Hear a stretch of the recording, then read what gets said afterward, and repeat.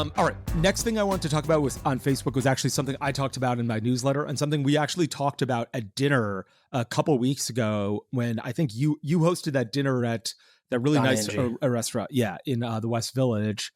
And basically, we realized at that dinner that transactions more and more were happening off of Shopify.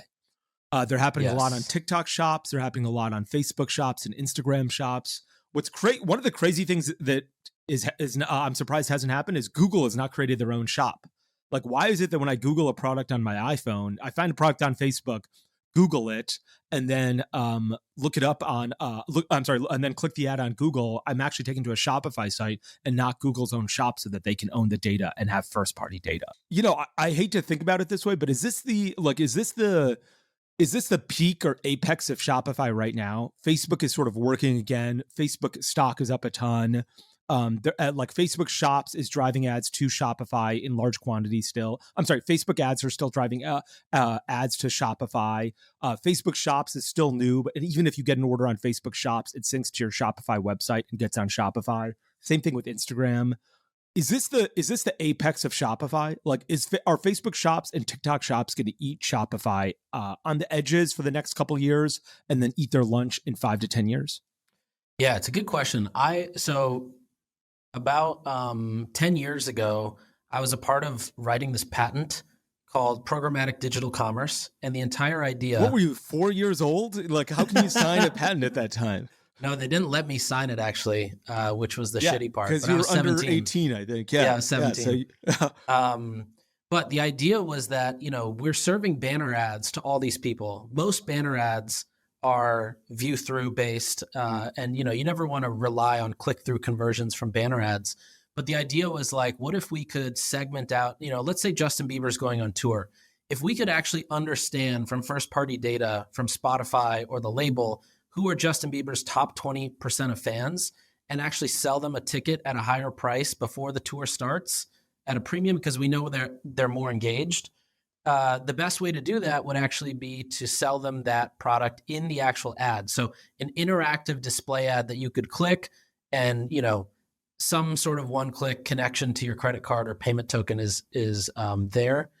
So even back then, I thought this is going to be the future of programmatic digital commerce in general. Is you don't necessarily have to go to this individually created store, right? It's like the idea of going to a Ziploc store versus going to Target.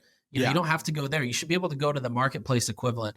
Now, if you look at the shops today, I think a year and a half ago, when Facebook really started pushing shops on Instagram and Facebook, they sort of tried to make it a way to show advertisers like, hey, we aren't getting the full set of data we used to get, but if you leverage our own shops, whether it's by engineering that they did themselves to make CPAs lower for shop-specific traffic, or the fact that, maybe they did get some extra signals that actually helped the algorithm, they rolled out shops and it did decently well. Like everybody was starting to add shops into the budget or the allocation of traffic because it was converting well. Then you had TikTok shops come in and it was like, you know what? We're actually not even doing this for the advertisers. This is for the affiliate marketing world that hasn't been innovated on in 20, 30 years. And now your customers and fans and consumers of the platform are going to be the sellers. And I think it's really interesting because I think there still is a world where you want to go buy from the brand directly.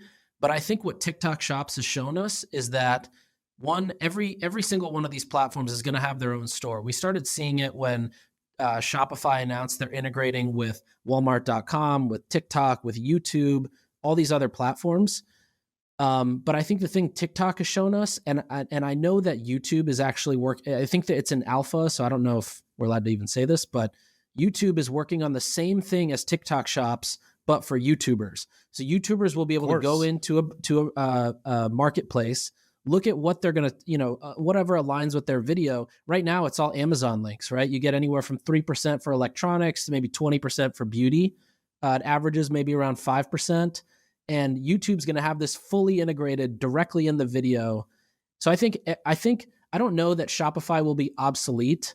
I know that that was like a belief that was pretty talked about at the dinner. But I do think that this idea of this is social commerce in the US. In China, where everybody's, we've raised hundreds of millions of dollars on live streaming and all this other stuff that has done well in China. I don't think that's native to the US. I think this is the native form of social commerce in the US. And so I guess to your original question, I do think it's going to bite at Shopify's ankles. Like, I think they're going to start to see, for some, I'd say on average, maybe like 5 to 15% of sales are going to now happen off of the Shopify site. And, if you factor in Amazon into that, it might be more like 30 to 40% of sales of e-commerce sales are not happening on the Shopify. But I feel like it's hard to imagine that it would be fully obsolete. Of course, the other lever there is like TikTok and YouTube. They could actually decide, you know what? Stripe is the other piece that Shopify, if we just integrate Stripe and maybe you use Shopify for order management, maybe we don't need Shopify, or maybe we can figure out how to connect to your 3PL directly. But at the same time, I wonder, like, if Google or Facebook tries to box out Shopify, they might lose advertiser spend in a way that might outsize the returns of actually pushing forward with commerce. Does that make sense? Yeah, that does make sense.